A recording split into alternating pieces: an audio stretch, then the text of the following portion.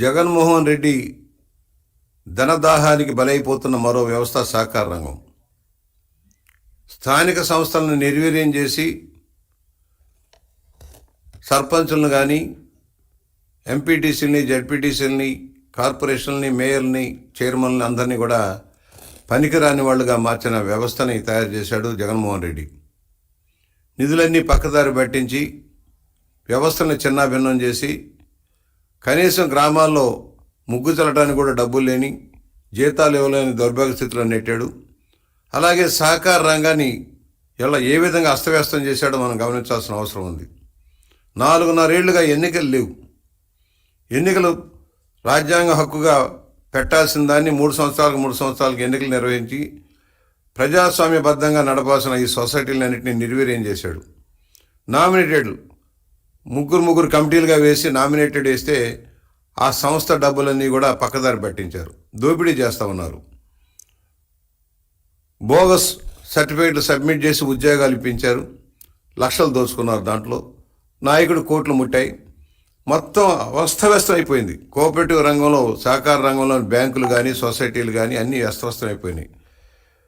కనీసం ధాన్యం కొని రైతులకు డబ్బు చెల్లించాల్సిన సొసైటీలు కూడా నిర్వీర్యం చేశారు. సొసైటీలకు రావాల్సిన డబ్బులు ఇవ్వలేదు. వాళ్ళ ద్వారా సరఫరా చేసిన గోను సంచులు సప్లై చేయలేదు. వాళ్ళకి సకాలంలో ఇవ్వాల్సిన లోన్లు కూడా ఇవ్వలేదు. లోనుకి ఇవ్వాల్సిన వడ్డీ రాయితీని కూడా వాళ్ళకి జమ చేయలేదు.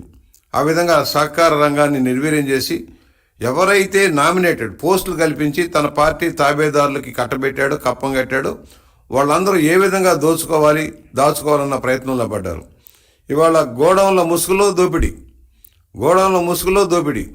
రంగులు. ఈ రంగుల పెచ్చగాడికి ఈ సొసైటీ డబ్బులే అడ్డంగా కనపడ్డాయి.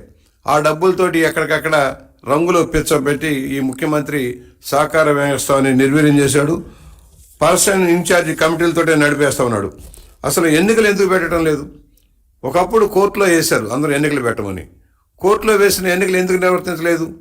కోవిడ్ అన్నాడు. కోవిడ్ పోయి ఎన్నాళ్ళు అయింది? నార్మల్సీకి వచ్చిన తర్వాత ఎందుకు ఎన్నికలు పెట్టడం లేదు? భయం. పిరికివాడు ఈ ముఖ్యమంత్రి. సహకార రంగంలో ఎన్నికలు పెడితే నడుము విరిగిపోతుంది. తన పార్టీ వాళ్ళకి నామినేటెడ్ పోస్టులు ఇవ్వలేము, పబ్బం గడుపుకోవడానికి అవకాశం ఉండదన్న దీంతో ఇవాళ సహకార రంగానికి నామినేట్ చేస్తున్నాడు. ఆయనతోటి పాటు ఆయన తాబేదారులు, ఎమ్మెల్యేలు, మంత్రులు బెదిరిస్తూ ఉన్నారు. ఏదైనా సరే ఎంక్వైరీ చేస్తాం, మీ మీద చర్యలు తీసుకుంటామని చెప్పి బెదిరించి చెప్పు చేతుల్లో పెట్టుకుంటా ఉన్నారు. వాళ్ళ వాటాలు వాళ్ళు కొట్టేస్తూ ఉన్నారు.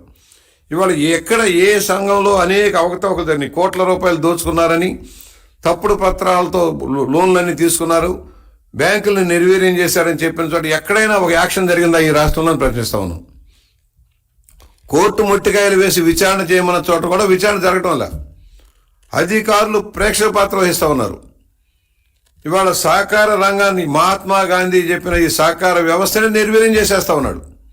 వ్యవస్థల మీద నమ్మకం లేదు. నామినేషన్ల మీదే కార్యక్రమాలు నడిపే దౌర్భాగ్య స్థితిలో ఈ ముఖ్యమంత్రి ఉన్నాడు. ఇప్పుడు మేము అడుగుతున్నాం, అస్తవ్యస్తం అయిపోయింది. ఎక్కడ కూడా ఏ పాలసీలో ఎక్కడ కూడా అమలు కావటంలా. గోడౌన్ల పేరుతో అయిన వాళ్ళకి కట్టబెట్టి దోపిడీ చేస్తూ ఉన్నాడు. సొసైటీ డబ్బులు గోడౌన్కి తీసుకెళ్తా ఉన్నాడు. ఆర్బీకేల పేరుతో సొసైటీ డబ్బులని పక్కదారి పెట్టిస్తూ ఉన్నాడు.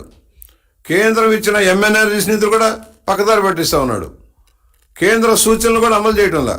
ఎక్కడైనా ఆడిటింగ్ జరిగిందా? ఈ 4.5 ఏళ్లలో ఆడిటింగ్ జరిగి తప్పులు పట్టుకున్న చోట చర్యలు ఉన్నాయని ప్రశ్నిస్తా ఉన్నా. ముఖ్యమంత్రే దొంగ, బాగ్దాద్ గజ దొంగ. మిగతా వాళ్ళు ఎందుకు చేయరు? దొంగలను తెచ్చి నామినేటెడ్ పోస్టులు ఇస్తావు. దొంగగా తాళాలు చేతులు ఇచ్చినట్టుగా అయిపోయి వాళ్ళు దోచేస్తా ఉన్నారు సొసైటీలని.